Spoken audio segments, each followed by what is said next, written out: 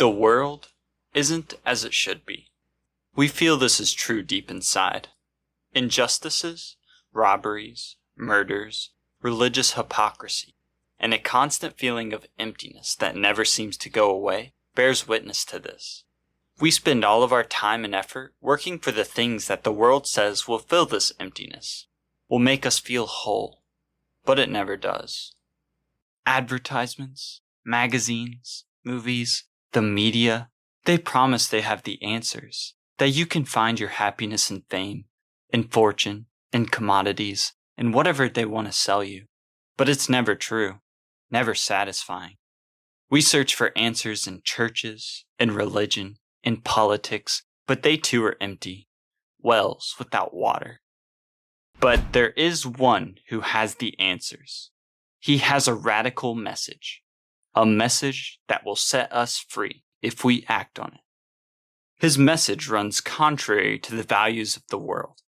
He says, you cannot serve two masters, because either you will hate one and love the other, or you will be loyal to one and despise the other. You cannot serve both God and money. Jesus, the person I just quoted, his radical message is that you can't work for both God and money at the same time. He said it's impossible. They're two opposing motivations. Look at what he says. Look at the strong language he uses.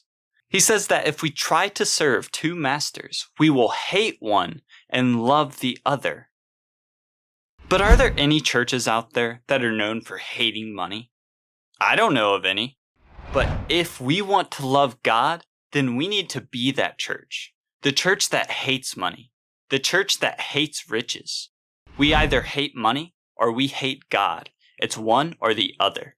That's how Jesus put it. Now, you would think Jesus would say that you can't serve God and the devil, but he doesn't. He says the choice is between either God or money. He says this because he knows that money is what competes with God for our time. And let's be honest about it.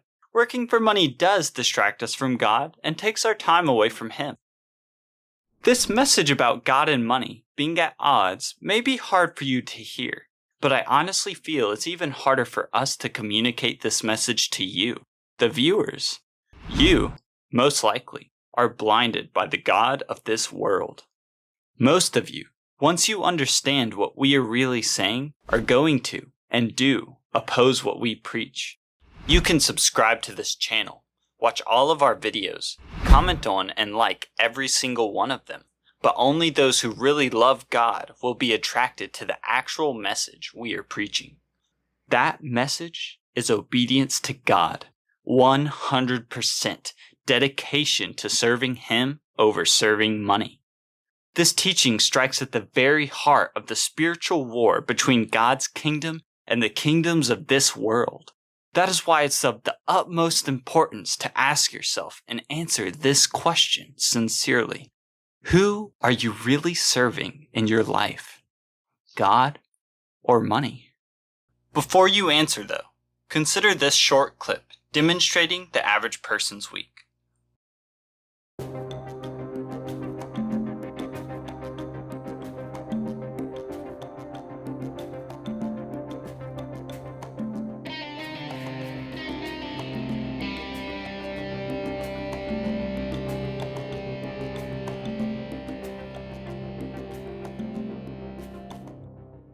Based on what you just saw, who would you say the average person is serving?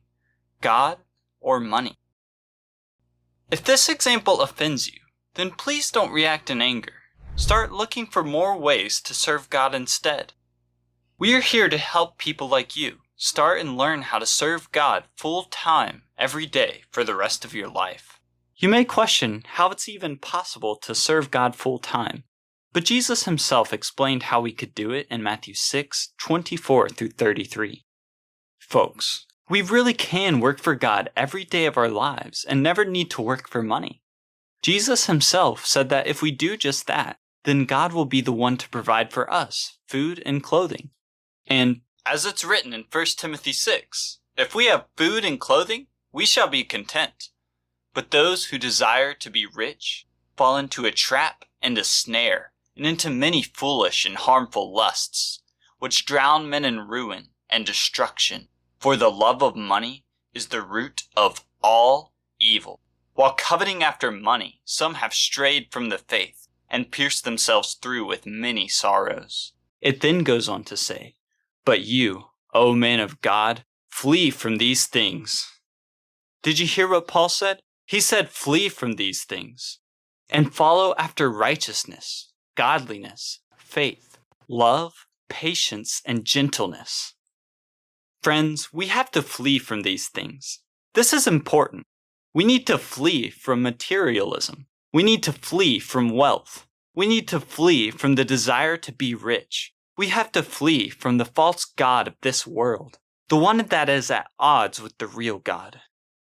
We have to flee from the false god that is trying to take all of our time away from our service to the real God. We need to stop working for money and start working for the things that really matter. We need to work for righteousness, for justice, for truth, for mercy, for faith, for love.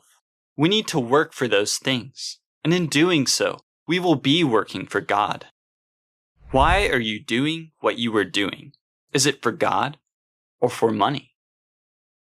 The job that you have today, are you there out of obedience to God, or do you do it to get money? Is your job consistent with Jesus' message, or does it contribute to materialism? Would you do your job if you didn't get paid? You see, this is not about whether we work or not. It's about why we work. Someone who is doing something for God would do it regardless of if God paid them for it or not. Why? Because as Paul said in 1 Timothy 6, if we have food and clothing, we shall be content. We are not interested in earning more than we already have. We are not dedicated to accumulating more, and we don't need more. In fact, we already have too much. Those of us who work full-time for God do not have a secular job. We don't have a congregation that supports us with tithes and offerings, and yet we still end up having more than we need. And since God provides for our needs, we don't need to charge people for the service we do. We do it whether they pay us or not. We do it for free, at our and God's own discretion. And most importantly, we do it for love. So the key question that you need to ask yourself is, are you doing what you do for money, or are you doing it for love? I know this is difficult to hear.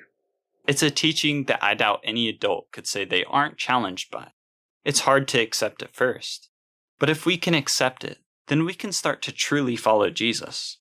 And accepting this teaching will deepen your relationship with God in a way that you may never have thought possible. If you'd like to learn more about this radical message from Jesus and how to live by faith, please either write to the email address on your screen or watch the next video of ours that is on the screen now.